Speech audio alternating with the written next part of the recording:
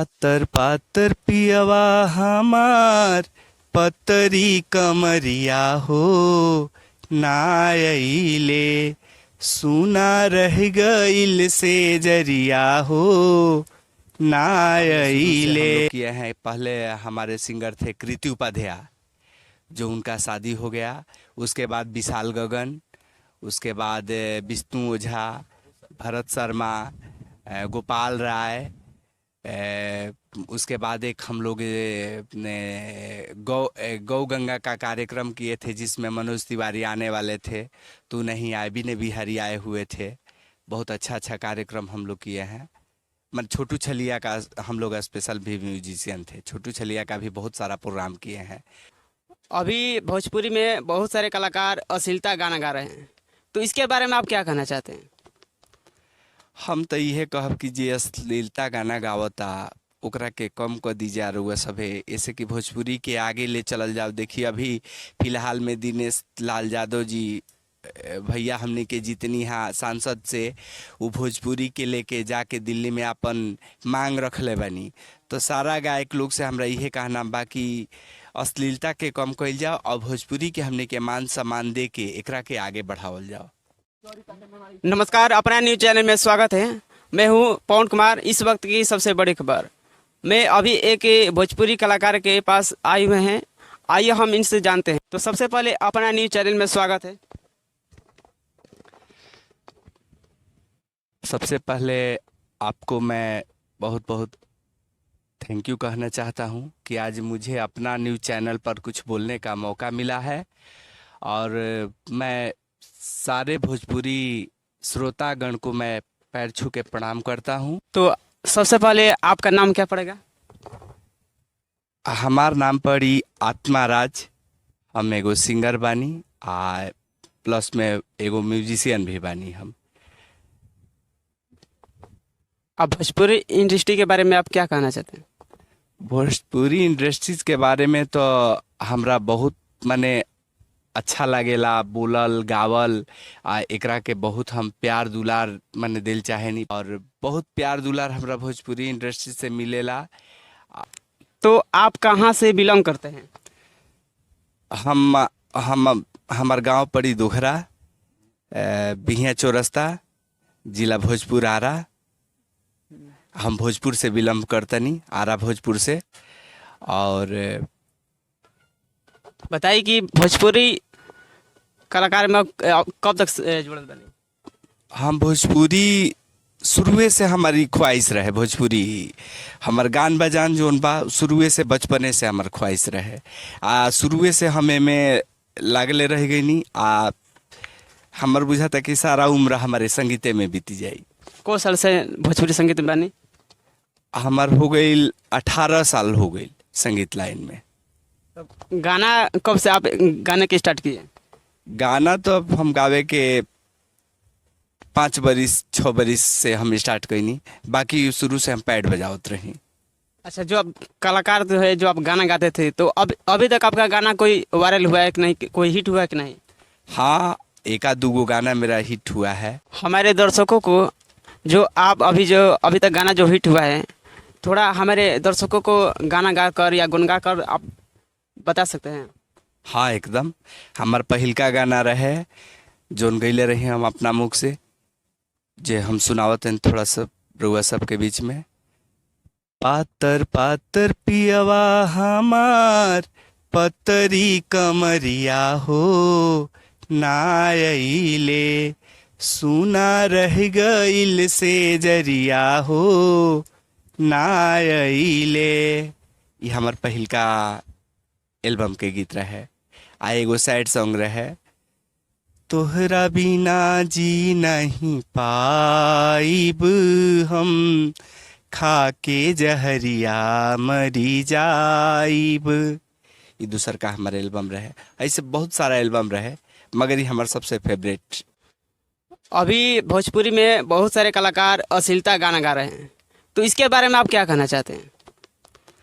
हम तो यह कहब कि जे अश्लीलता गाना गावता ओकरा के कम कर दीजिए। रउआ सभे ऐसे कि भोजपुरी के आगे ले चलल जाओ। देखिए अभी फिलहाल में दिनेश लाल यादव जी भैया हमने के जितनी हाँ सांसद से वो भोजपुरी के लेके जाके दिल्ली में अपन मांग रख ले बनी। तो सारा गायक लोग से हमरा इहे कहना बा कि अश्लीलता के कम कइल जाओ और भोजपुरी के हमने के मान सम्मान दे के एकरा के आगे बढ़ावल जाओ। आप अश्लीलता गाना गाते हैं कि नहीं? ना हम अश्लीलता गाना ना गावे नी, आ ना हम अश्लीलता हमने के ज़्यादा मंच पर जानी जा, बड़ा बड़ा मंच पर कार्यक्रम करे जानी जा तो हमने के बजाहू में सोचे के पड़ेला। भोजपुरी में बहुत सारे ऐसे कलाकार होते हैं कि अश्लीलता गाना गा कर ही हिट हुए हैं। हाँ तो वो लोग अपन गा के ही ठोक हो, हमने के बस प्रेम स्नेह प्यार दुलार बस मिले, मान मर्यादा सब चीज़ हमने के बनल रहे, अश्लीलता गा के आगे नीचे बढ़े के। बहुत सारे लोग होते हैं जो नए कलाकार होते हैं कि पैसा लगा कर गाना गाते हैं ताकि मेरा गाना हिट हो। और क्या आप भी गाना पैसों पर लगाते हैं या अपने खुद का मेहनत से अपना गाना वायरल हुआ है, आपका गाना चलता है?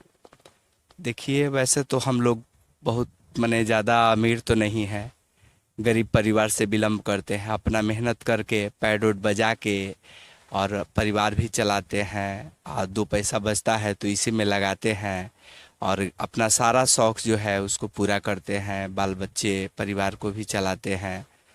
और अब पैसा बचता है तो उसी में गाने में लगाते हैं। एक दो दोस्त है स्टूडियो वाला, कहता है कि आइए भैया फ्री में गाइए, मगर हम फ्री में नहीं जाते हैं किसी के यहाँ गाने।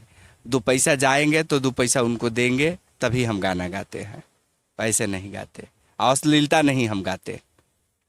आप स्टेज प्रोग्राम करते हैं कि नहीं करते हैं? हाँ जी, मैं कहाँ कहाँ करते हैं आप? हाँ मैं स्टेज प्रोग्राम बहुत सारा किया हूँ और अभी भी मैं स्टेज प्रोग्राम में रहता हूँ।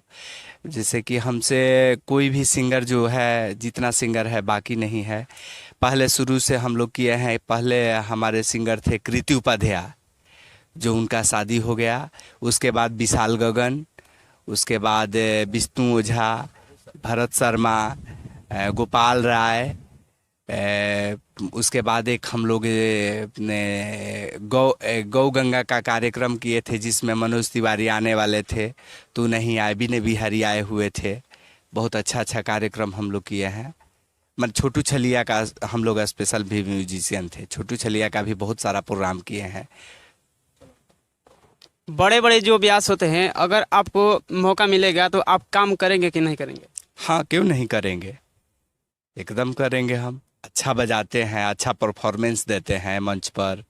और जो उनका गाना पवन भैया का जितना गाना है, हम लोग उनका गाना माने हम पैड में ओरिजिनल सब म्यूज़िक तैयार किए हुए हैं, सारा उनका ओरिजिनल हम गाना बजाते हैं।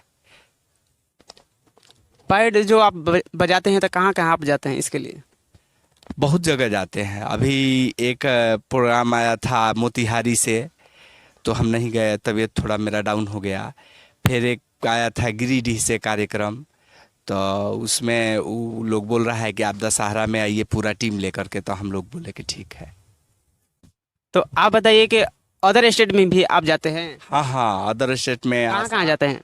यूपी बिहार कहीं भी बाकी नहीं, आसाम नागालैंड हर जगह जाते हैं हम लोग। आप खुद जाते हैं कि लोग बुलाते हैं आपको? नहीं, बुलाते हैं लोग। अगर आपको कोई बुलाना चाहते हैं बजाने के लिए तो आप कितना लेंगे पैसा? हम माने जो दे देता है वही ले लेते हैं, ये कोई नहीं है, अपना फिक्स रेट नहीं रखे हैं कि हमको यही चाहिए। अगर मान लीजिए कि किसी को बजाने का शौक़ है कि नहीं हमें भी पैड बजे, उसके पास पैसा उतना नहीं हो पा रहा है, तो हम ये नहीं कहते ना कि नहीं हमको 2000 दो, से खुश रहो, हम बस जाके अपना काम कर देते हैं, जो बनता है वो देते हैं। आप बताइए कि भोजपुरी में आप भोजपुरी गानों में लेकर कलाकारों से लेकर आप भोजपुरी क्यों चुने कि आप मुझे भोजपुरी गाना गाना चाहिए? आप कब से स्टार्ट किए और क्यों किए?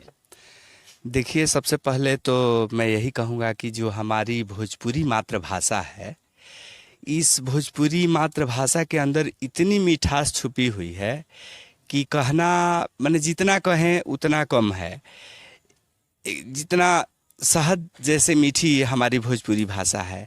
हम लोग कहते हैं ए जी सुनी ना, तो ए जी जो शब्द है कितना बढ़िया लगता है, ए जी सुनी ना।